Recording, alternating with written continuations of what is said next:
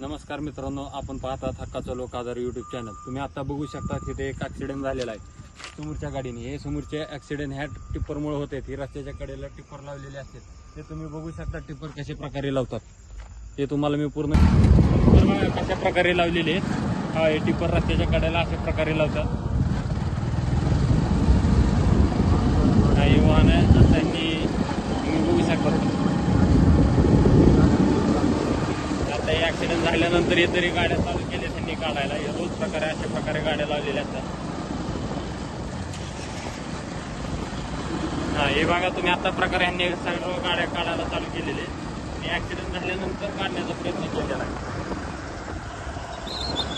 तुम्ही बघू शकता। आता यांनी ऍक्सिडेंट 1 महिना झाल्यानंतर